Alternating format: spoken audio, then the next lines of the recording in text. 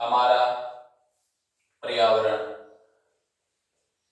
अब देखो, सबसे पहले अपने को इसमें पढ़ना है कि अपना एनवायरनमेंट क्या होता है। एनवायरनमेंट की अगर अपने को डिफाइन करना हो तो एनवायरनमेंट क्या होता है, अपना पर्यावरण क्या होता है।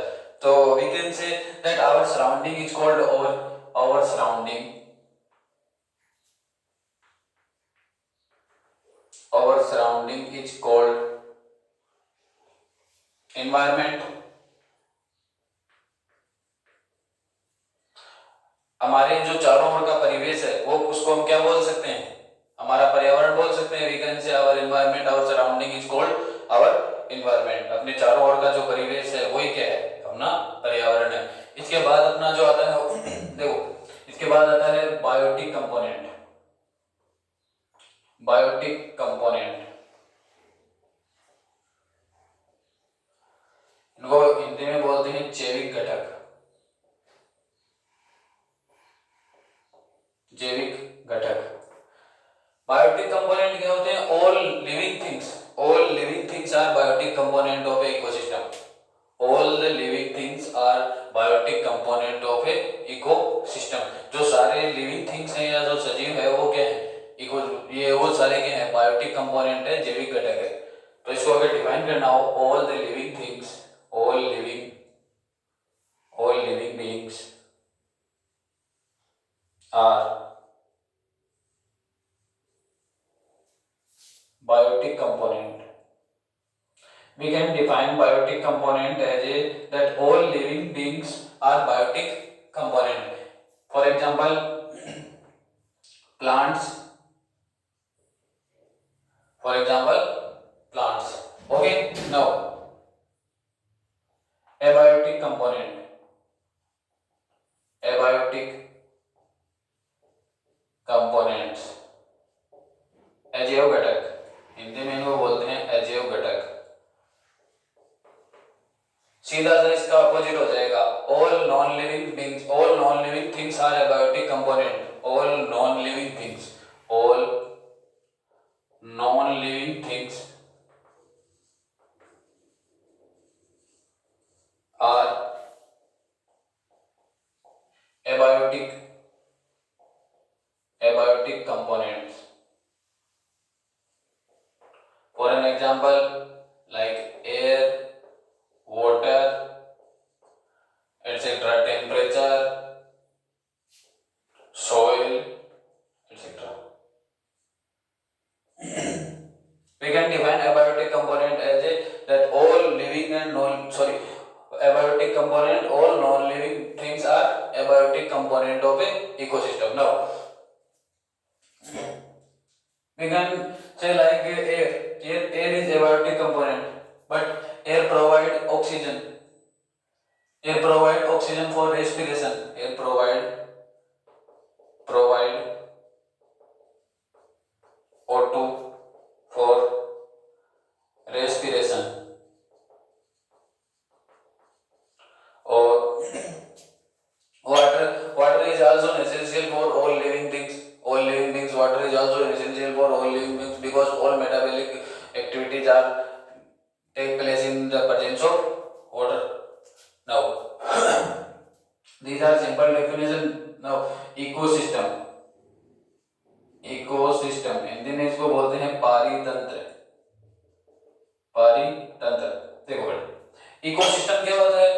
इकोसिस्टम को हम ऐसे साइकिल डिफाइन कर सकते हैं जिसमें बायोटिक और एबायोटिक कंपोनेंट क्या रहते हैं, एक दूसरे के साथ रहते हैं या और उनमें क्या करते हैं, एक दूसरे के साथ इंटरेक्ट करते हैं, एनर्जी ट्रांसफर करते हैं, ऐसा एक दूसरे के साथ एनर्जी ट्रांसफर करते हैं, एक दूसरे पर इंटरडिपेंडेंसी होती है इनकी। So we can define ecosystem, this is a this is a system of this is a system of interdependency. This is a system of interdependency.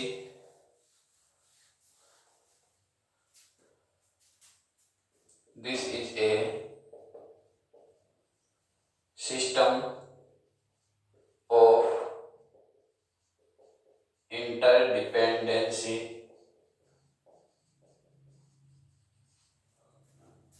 among various living beings and non-living things in a given habitat. This is a system of interdependency among various living things and non-living things in a given habitat. ये क्या है? एक जो आत्मनिर्भरता का system है जिसमें क्या है, जो लिविंग थिंग्स है और नॉन लिविंग थिंग्स है वो क्या करते हैं, एक दूसरे पर इंटरडिपेंड है, अपनी लाइफ के लिए, अपने लाइफ साइकिल के लिए एक दूसरे पर क्या है, इंटरडिपेंड है. Okay. Every every ecosystem every ecosystem every ecosystem has two types of component. Every ecosystem has two types of component. First one is biotic component and secondary is abiotic component. Okay.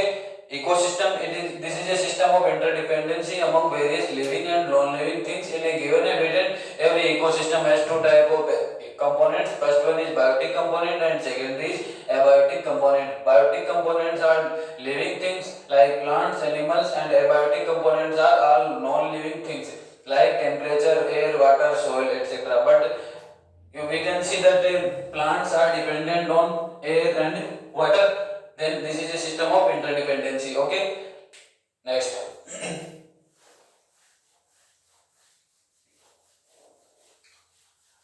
There are two types of ecosystem: natural ecosystem and artificial ecosystem. Natural and artificial ecosystem. Two types of ecosystem. Natural ecosystem. Natural ecosystem. In natural ecosystem, first one is desert. जो रेगिस्तान होता है वो भी क्या है, एक ecosystem है. इसके बाद सी, समुद्र, वो भी इकोसिस्टम है. ठीक है. थर्ड वन इज डेजर्ट, सी,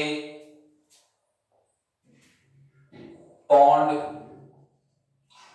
ये है नेचुरल इकोसिस्टम. और सेकेंडरी जो artificial ecosystem, artificial ecosystem. In artificial ecosystem, first one is grassland, artificial, और we can say man made. Second is aquarium. Third one is zoo. These are artificial and natural ecosystem. Okay. Now let's continue to next topic. Next topic is producer and consumers and decomposers. Producer, consumers and decomposers. Let's continue. First one is producers. Hindi में इनको बोलते हैं उत्पादक. ठीक है. Producers. We can define producers as organisms which produce food by photosynthesis. Organisms which produce food by photosynthesis. वे जीव जो क्या करते हैं, प्रकाश संश्लेषण से भोजन बनाते हैं या अपना भोजन स्वयं बनाते हैं, या जो भोजन बनाते हैं वो क्या है, उत्पादक है, प्रोड्यूसर्स हैं. Organisms which produce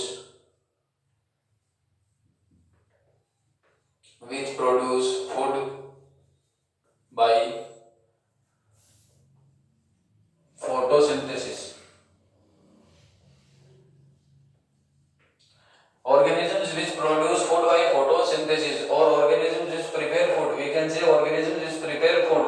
वो क्या है, वो जीव जो क्या करते हैं, भोजन बनाते हैं या भोजन को प्रोड्यूस करते हैं, भोजन स्वयं बनाते हैं, वो क्या है, सारे प्रोड्यूसर्स हैं. Like examples, plants.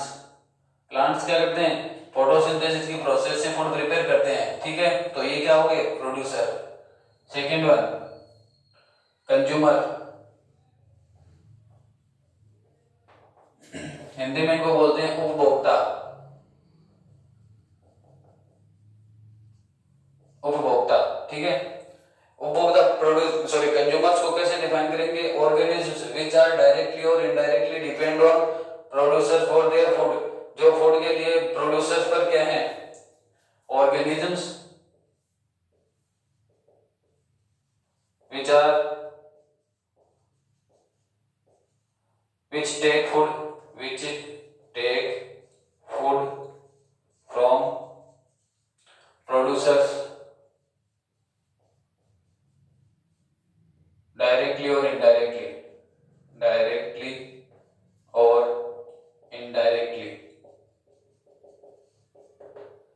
Example animals,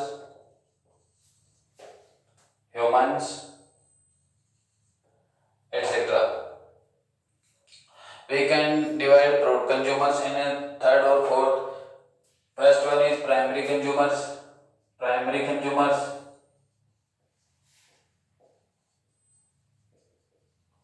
Second one, secondary consumers. We can primary consumers, secondary consumers, tertiary consumers, quaternary consumers. Okay. Third one is,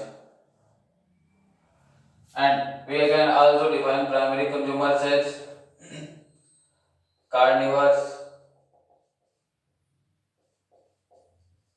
herbivores, omnivores, and parasite.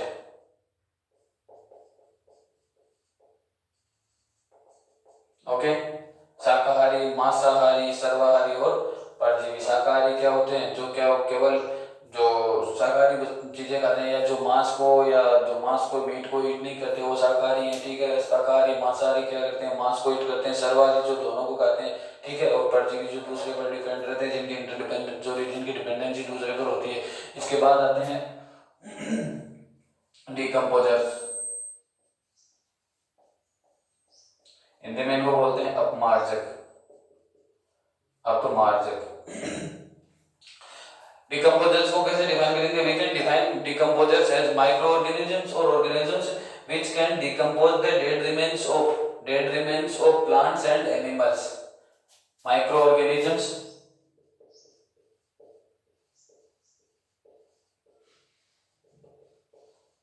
which decompose dead remains of animals and plants. Okay, example fungi, bacteria, etc. Hindi में अगर इसको define करें तो वो सूक्ष्म जीव जो क्या करते हैं, पेड़ पौधों के या जो पशुओं के जो अंश बच जाते हैं, अवशेष बच जाते हैं, उनको क्या कर देते हैं? उनको डिकम्पोज कर देते हैं, उनको गला देते हैं, उनको खा जाते हैं, ठीक है। We can also define decomposers as a micro organisms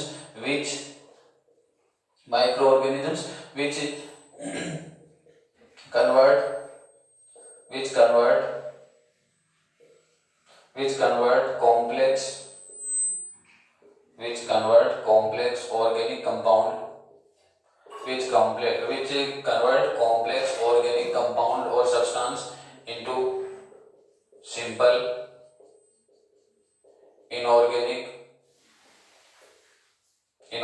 substance. वो सूक्ष्म जीव जो क्या करते हैं? जटिल कार्बनिक पदार्थों को सरल अकार्बनिक पदार्थों में तोड़ देते हैं, विभाजित कर देते हैं, अपघटित कर देते हैं। वो क्या है? सारे डिकम्पोजर्स हैं, ठीक है। उनको डिकम्पोजर्स बोलते हैं, अपघटक बोलते हैं, अपमार्जक बोलते हैं। बैक्टीरिया, फंगी, ये सारे इस कैटेगरी में आते हैं, ठीक है। नेक्स्ट,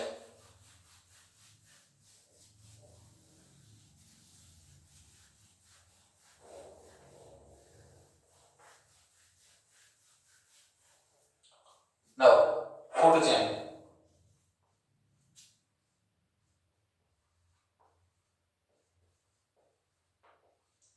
हिंदी में इसको बोलते हैं खाद्य श्रृंखला।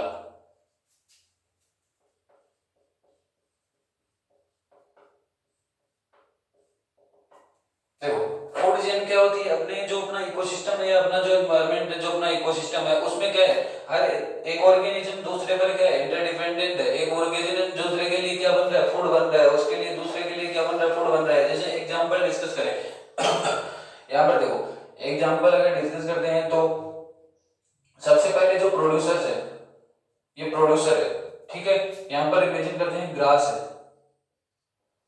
ग्रास को कौन ईट कर रहा है? ग्रास को ईट कर रही है कौन? गोट ईट कर रही है, ठीक है। ग्रास को कौन ईट कर रही है? गोट की डिपेंडेंसी किस पर है? ग्रास पर है। अब गोट को कौन कंज्यूम कर रहा है, गोट को कंज्यूम कर रहा है लोयल, ठीक है। एग्जाम्पल डिस्कस कर रहे हैं, गोट को कंज्यूम कर रहा है लोयल, ठीक है। अब देखो एक ये सर्कल, एक ये साइकिल सा हो गया। सबसे पहले गोट की डिपेंडेंसी किस पर है, ग्रास पर है। लोयन की डिपेंडेंसी किस पर है, गोट पर है। ये इनकी अब गोट ग्रास भी खा सकती है, ये एनिमल्स के सॉरी प्लांट्स और किसी प्लांट्स को भी खा सकती है ना। पर कहने का मतलब ये इस पर भी डिपेंडेंट है। ये दोनों सारे जो ऑर्गेनिजम्स है वो एक दूसरे पर क्या है, इंटरडिपेंडेंट है। अपनी लाइफ को, अपनी लिविंग के लिए एक दूसरे पर क्या है, डिपेंडेंट है। अपनी लाइफ को कंटिन्यू करने के लिए एक दूसरे पर डिपेंडेंट है। तो खाद्य श्रृंखला या फूड चेन को हम कैसे डिफाइन कर सकते हैं, ये देखो food chain, we can define food chain, this is food chain is a linear series. Food chain is a linear series which represent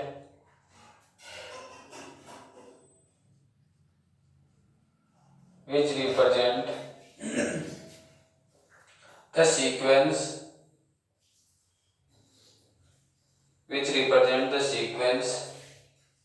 in which a particular organisms eat others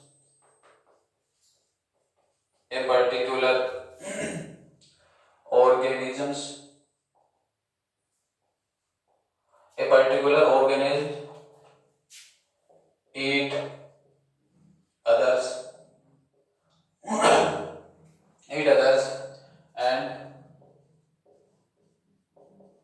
become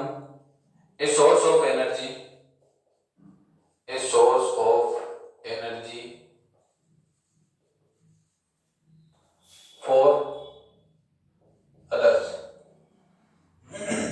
Or we can define food chain is a linear series which represent the sequence in which a particular organisms eat other and become a source of energy for other.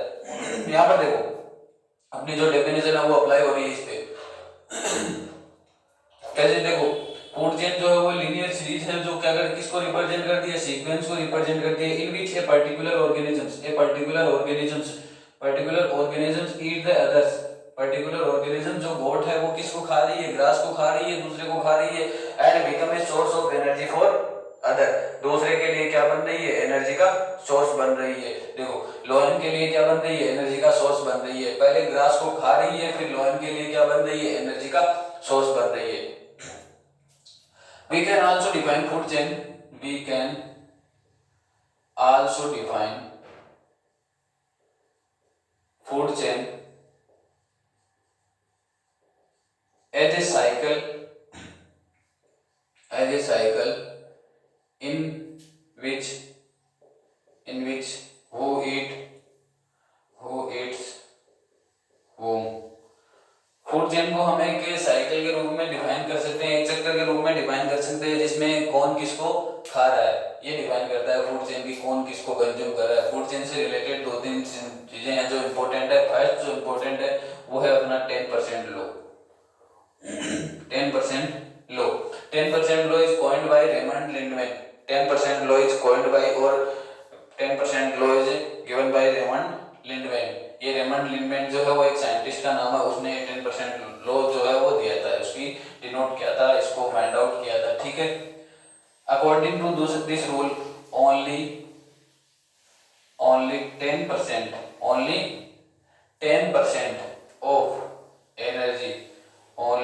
10% of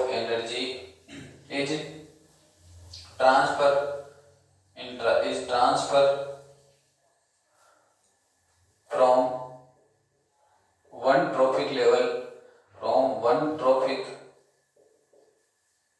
from one trophic level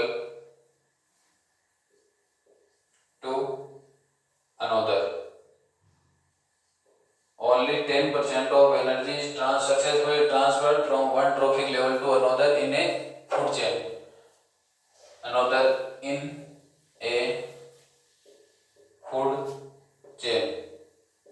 देखो इसने क्या statement बोला कि एक जो food chain होती है इसमें भी डिस्कस करेंगे ट्रॉफिक लेवल्स क्या होते हैं, ट्रॉफिक लेवल्स के बारे में भी डिस्कस करेंगे। इसने ये बोला कि कि एक फूड चेन में जो 10% लो है उसके अकॉर्डिंग ये है कि 10% जो एनर्जी है वही ट्रांसफर हो पाती है अगले लेवल तक। आप ऐसा समझ लो कि देखो यहाँ पर जो ये ग्रास है इसके पास इमेजिन करते हैं ये 100 जूल एनर्जी है इसमें, ठीक है 100 जूल एनर्जी है, तो गोट में कितनी जाएगी इसकी, गोट में जाएगी इसकी 10% ओनली, 10% जाएगी तो 10 जूल एनर्जी इसमें जाएगी। अब देखो 10 जूल जो एनर्जी है वो गोट के पास है, तो नेक्स्ट लेवल में कितने जाएगी, इस गोट के पास जितनी एनर्जी है उसका 10% यानी कि 1%, 1 जूल एनर्जी इसके पास जाएगी, ठीक है। ये एनर्जी जो लो एनर्जी का जो लॉस हो रहा है वो कैसे हो रहा है, एनर्जी का लॉस ऐसे हो रहा है कि कुछ एनर्जी जो है some part of energy loss into form of heat, heat के फॉर्म में क्या हो जाती है, लॉस हो जाती है, और जो एनिमल्स है या जो ऑर्गेनिजम्स है उनके मेटाबॉलिक एक्टिविटीज में भी एनर्जी लॉस हो जाती है, कई बार वो ऑर्गेनिज्म डेड हो जाता है, तो वैसे एनर्जी का लॉस हो रहा है, इसलिए 10% एनर्जी ही सक्सेसफुली नेक्स्ट ट्रॉफिक लेवल तक जा पाती है, ठीक है। ट्रॉफिक लेवल्स,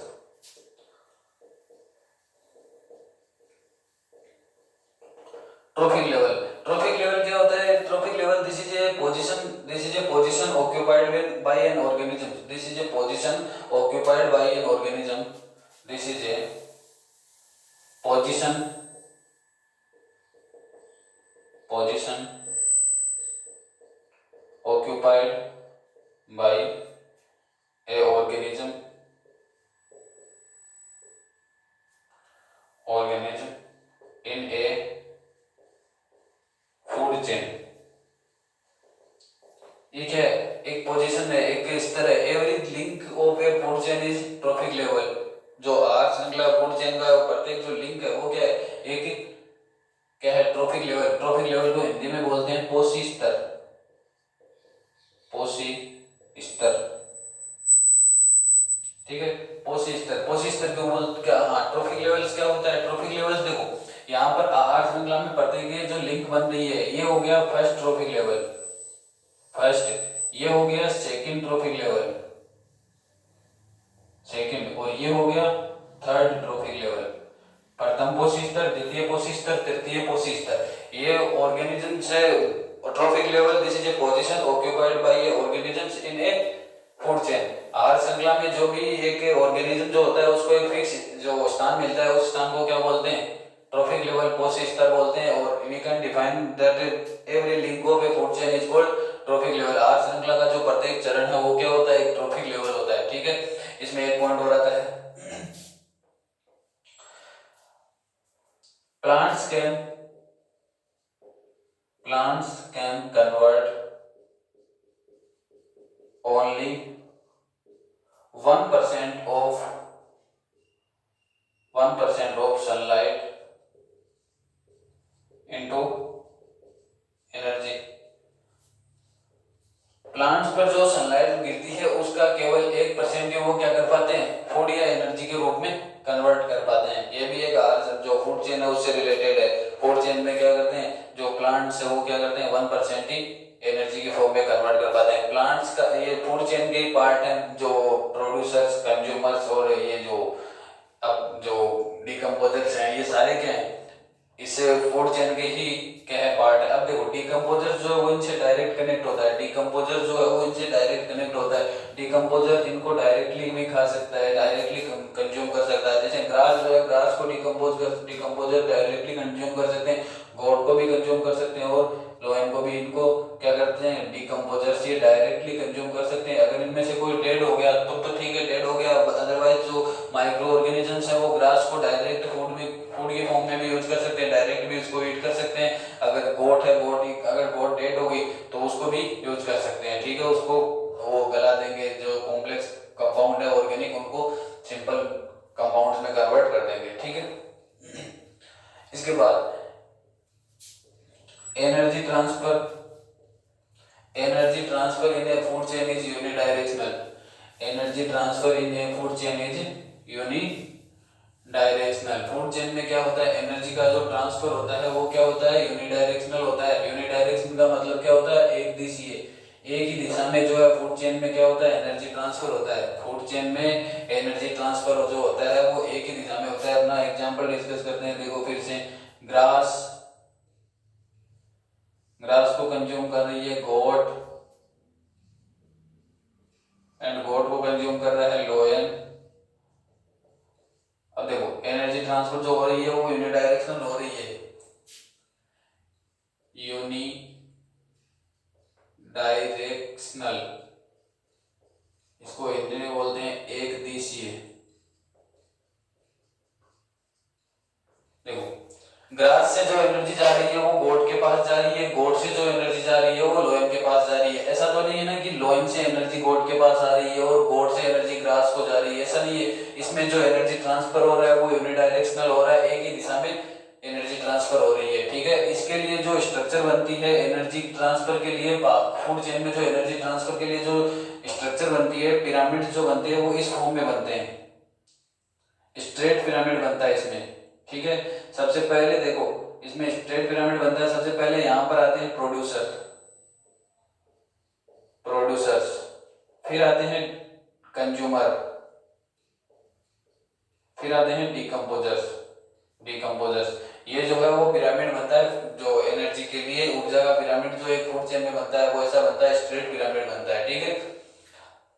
हाँ, इसके बाद आपको मोस्टली देखो फूड चेन्स जो है वो 3 या 4 ट्रॉफिक लेवल्स की देखने को मिलेंगी, उससे ज्यादा हायर लेवल की ट्रॉफिक लेवल्स की अपने को फूड चेन नहीं देखने को मिलती। क्यों नहीं मिलती? बिकॉज रीजन ये है कि एनर्जी ट्रांसफर जो according to 10% law, only 10% of energy can successfully transfer to one trophic level to another trophic level. अब देखो यहाँ से एनर्जी का लॉस हो रहा है, यहाँ पर मैंने अभी एग्जांपल लिया 100 जूल एनर्जी है, तो यहाँ पर कितनी जाएगी 10 जूल, और यहाँ पर कितनी जाएगी 1 जूल। अब 1 जूल एनर्जी जा रही है तो इससे आगे वाला जो भी कंज्यूमर आएगा उसके पास तो एनर्जी की वैल्यू कुछ बचेगी नहीं, जो सक्सेसफुल एनर्जी है, जो यूजफुल एनर्जी है उसकी वैल्यू कुछ बची नहीं। तो इससे ज्यादा की जो फूड चेन है वो इस रीजन से नहीं बनती।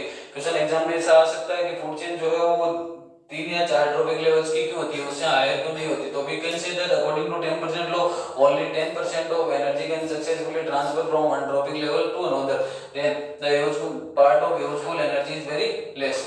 जो यूजफुल एनर्जी होती है उसका जो हिस्सा होता है वो बहुत कम बचता है, इससे ज्यादा तो उससे ज्यादा 2 या 3 ट्रॉफिक लेवल से ज्यादा की जो है फूड चेन नहीं होती। क्लियर? इसके साथ ही एक टॉपिक और आता है अपना फूड वेब, वो इससे इंटरलिंक्ड है फूड वेब। देखो मल्टीपल फूड चेन्स जब इंटरकनेक्टेड हो जाती है तो उनको क्या बोलते हैं? Food chains. इसको हिंदी में बोलते हैं खाद्य जाल, ठीक है। Multiple food chains are interlinked with each other, then that is called food web. देखो इस ग्रास को कौन कंज्यूम कर रहा है? रेट कंज्यूम कर रहा है, ठीक है, या रेबिट कंज्यूम कर रहा है, ठीक है। रेट कंज्यूम कर रहा है, इधर इसको कंज्यूम कर रहा है रेबिट।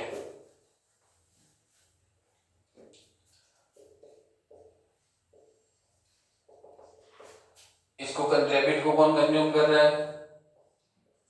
रेबिट को डॉग कंज्यूम कर रहा है। इमेजिन डॉग को कौन कंज्यूम कर रहा है? डॉग को डायरेक्ट वोल्फ कंज्यूम कर रहा है, वोल्फ को या डॉग को डायरेक्ट लोयन कंज्यूम कर रहा है, ठीक है। ऐसा हो सकता है, ठीक है। अब इधर देखो रेट को कौन कंज्यूम कर रहा है? स्नेक कंज्यूम कर रहा है, ठीक है। स्नेक को कंज्यूम कौन कर रहा है? पिकॉक कंज्यूम कर रहा है, ठीक है। पिकॉक को कौन कंज्यूम कर रहा है? पिकॉक को डॉग कंज्यूम कर लेगा, ठीक है। डॉग को कौन कंज्यूम कर लेगा? वोल्फ कंज्यूम कर लेगा। ये सारी चीज देखो, कहने का मतलब ये सारी फूड चेन्स क्या है? एक दूसरे से इंटरलिंक्ड है, इंटरलिंक्ड है ना सारी। अब देखो ग्रास को रेट भी कंज्यूम कर रहा है, ग्रास होपर भी कंज्यूम कर सकता है, ग्रास होपर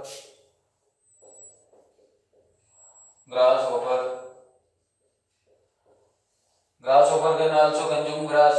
और इन sea water scorpion can consume the small plants of sea water, ठीक है। फिर उससे सी वाटर में से जो स्कॉर्पियन होगा उसको कौन कंज्यूम करेगा? स्मॉल फिश कंज्यूम करेगी। स्मॉल फिश को कौन कंज्यूम करेगा? बिग फिश कंज्यूम करेगी, ठीक है। वो सी वाटर के लिए फूड चेन अगर आपको बनानी हो तो वो बना सकते हैं, ठीक है। ये अपना जो हो गया वो फूड चेन हो गई, ठीक है। इसके बाद अपना जो टॉपिक आता है वो आता है ozone layer, ozone layer and its depletion.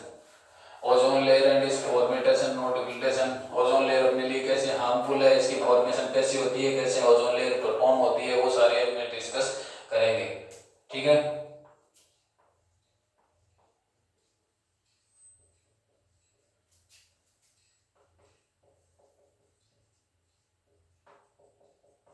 Ozone layer basically क्या होती है? ओजोन एक गैस होती है, ओजोन गैस होती है जिसका केमिकल फॉर्मूला होता है O3।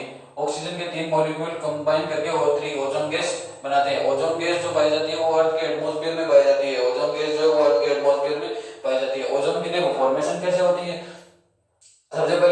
ऑक्सीजन है, ऑक्सीजन O2 कंपाउंड में O2 में पाई जाती है, ठीक है, दो मॉलिक्यूल्स में ऑक्सीजन पाई जाती है। अब सन से अपने को पता है, सन से यूवी लाइट्स आती है। सन से कौन सी लाइट्स आती है? यूवी लाइट्स, अल्ट्रावायलेट लाइट्स, पराबैंगनी किरणें, यूवी लाइट्स। यूवी लाइट्स की प्रेजेंट में ये क्या हो जाती है? ऑक्सीजन। ऑक्सीजन जो है वो ऑक्सीजन और ऑक्सीजन सिंगल मॉलिक्यूल में ब्रेक डाउन हो जाती है। ऑक्सीजन और ऑक्सीजन जो है वो सिंगल मॉलिक्यूल में ब्रेक डाउन हो जाती है यूवी लाइट्स की रीजन से। अब देखो ऑक्सीजन का ये जो सिंगल मॉलिक्यूल है वो क्या करता है? O2 के दूसरे कंपाउंड के O2 का जो दूसरा अणु है जिसमें दो ऑक्सीजन है उसके साथ ये सिंगल कंपाउंड क्या करता है? ये सिंगल जो मॉलिक्यूल है ये बॉन्डिंग बना के क्या बना देता है? O3, that is called ozone, that is called ozone. Ozone में ऑक्सीजन के 3 अणु होते हैं। ओजोन एक गैस है, ठीक है, ये गैस इस फॉर्म में होती है। कैसे फॉर्मेशन होती है ओजोन की? ऑक्सीजन का जो O2 कंपाउंड O2 है वो किस में ब्रेक डाउन होती है? In presence of UV lights O2 break down into oxygen and oxygen single molecule of oxygen, single molecule of oxygen react with O2 and form ozone O3 gas, ozone layer. अब देखो इसकी ये formation तो ऐसी होगी। Ozone layer का डिप्लीटेशन कैसे हो रहा है? ओजोन लेयर का डिप्लीटेशन हो रहा है क्लोरोफ्लोरोकार्बन्स की वजह से। क्लोरोफ्लोरोकार्बन जो अपना फ्रिज होता है रेफ्रिजरेटर उसमें यूज होती है CFC, क्लोरोफ्लोरोकार्बन, CFC, क्लोरोफ्लोरोकार्बन। ये CFC क्या करता है?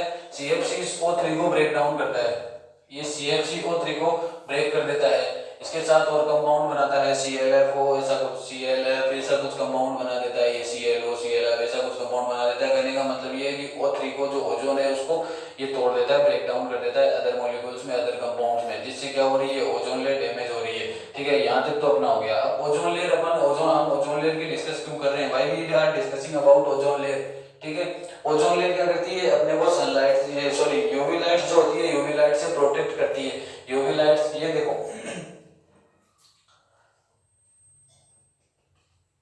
सन से जो लाइट्स आ रही है वो डायरेक्ट यूवी लाइट्स आ रही है सन से। यूवी लाइट्स ये डायरेक्ट अर्थ के सरफेस, अर्थ को हिट करेगी। अर्थ में जो ह्यूमंस है या हम जो है अपने को हिट करेगी ये डायरेक्ट। और यूवी लाइट्स जो है वो ह्यूमंस, एनिमल्स, प्लांट्स इनके लिए क्या होती है? हार्मफुल होती है। यूवी लाइट से क्या हो जाता है? स्किन कैंसर, स्किन कैंसर, और स्किन कैंसर हो जाती है। ये काफी सारी डिजीज जो है वो जिनको क्या करता है? जनरेट करता है। काफी सारी डिजीज का रीजन है यूवी लाइट्स। स्किन कैंसर में इसका एक जो मेन रीजन है, मेन डिजीज जो करता है वो स्किन डिजीज करता है ये यूवी लाइट्स की वजह से। इसकी वजह से जो रोग प्रतिरोधक क्षमता होती है, एंटीबॉडी जो होती है वो भी क्या करता है? उसको भी ये डैमेज करता है, ठीक है। ओजोन लेयर जो है, ओजोन यूवी लाइट जो होती है वो क्या करती है? स्किन कैंसर की रीजन है, स्किन कैंसर का रीजन है यूवी लाइट्स। स्किन कैंसर इससे होती है, त्वचा का कैंसर इससे हो जाता है, ह्यूमंस की बॉडी को डैमेज करती है। एंटीबॉडी जो एंटीबायोटिक कैपेसिटी होती है उसको भी डैमेज करती है, ठीक है। प्लांट्स को डैमेज करती है, इसलिए ये क्या है? हार्मफुल है, काफी ज्यादा हार्मफुल है। अब ओजोन लेयर क्या करती है? ओजोन लेयर इनको पृथ्वी के एटमॉस्फेयर में ऊपर ही रोक लेती है, जिससे ये क्या है? ह्यूमंस को डायरेक्ट कांटेक्ट में नहीं आ पाती। इससे ओजोन लेयर जो है वो अपने को सेफ रखती है। ओजोन लेयर ये CFC, क्लोरोफ्लोरोकार्बन जो है इस पर बैन लगा दिया गया था UNEP। UNEP की फुल फॉर्म है यूनाइटेड नेशन इन्वायरमेंट प्रोग्राम, संयुक्त राष्ट्र पर्यावरण कार्यक्रम, संयुक्त राष्ट्र पर्यावरण कार्यक्रम।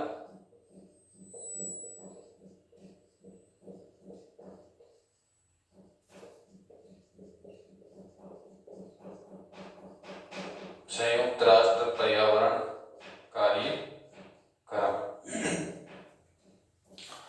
ये अपना ओजोन लेयर। ओजोन लेयर अपने लिए काफी ज्यादा हार्मफुल है, और सॉरी ओजोन लेयर जो है अपने लिए क्या है? यूजफुल है। ओजोन लेयर अपने को प्रोटेक्ट करती है यूवी लाइट से। यूवी लाइट्स अपने लिए क्या है? हार्मफुल है। अपनी बॉडी के लिए, ह्यूमंस के लिए, इनके लिए क्या है? यूवी लाइट्स हार्मफुल है। ओजोन लेयर अपने को यूवी लाइट से प्रोटेक्ट करती है। यूवी लाइट से प्रोटेक्ट करके ओजोन लेयर अपने को सेफ रखती है। इसके बाद अपना लास्ट टॉपिक आता है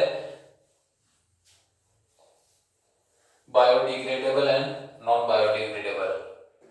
बायोडिग्रेडेबल एंड नॉन बायोडिग्रेडेबल ये अपना इस चैप्टर का लास्ट टॉपिक है। छोटा सा अपना चैप्टर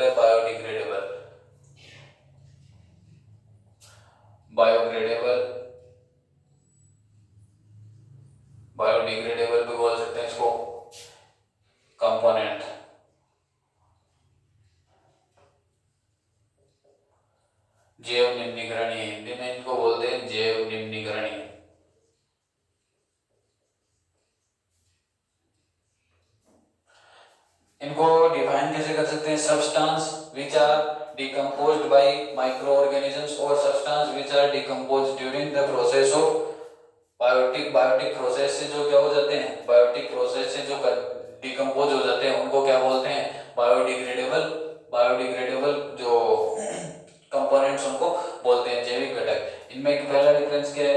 ये सिंपल कंपाउंड्स होते हैं, ये simple compounds. Second, persist for small time.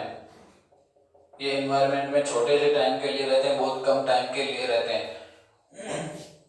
Not harmful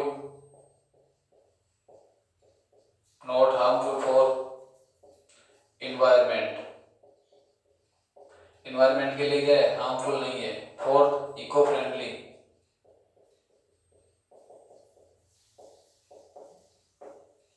example fifth में एग्जाम्पल डेड रिमेन्स ऑफ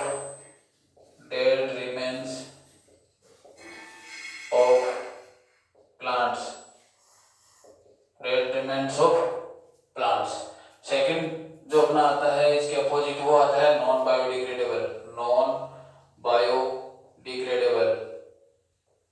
जैव अनिम्नीकरणीय। Non biodegradable are substance which are not decomposed by decomposers, or we can say which are not decomposed during the process of biodegradable or during the process of biodegradable process। या जो substance जो है वो क्या हो जाते हैं? Micro organisms के द्वारा डिकम्पोज नहीं हो पाते। फर्स्ट इसमें क्या हो जाएगा? Not decomposed by microorganisms, not decomposed by microorganisms। Second, persist for long time in environment। Third one is not harmful for environment, made with synthetic substance, or we can say made with natural substance। Okay, made with synthetic or artificial substance। Fifth one, example plastic. ये इनमें जो difference है वो biodegradable और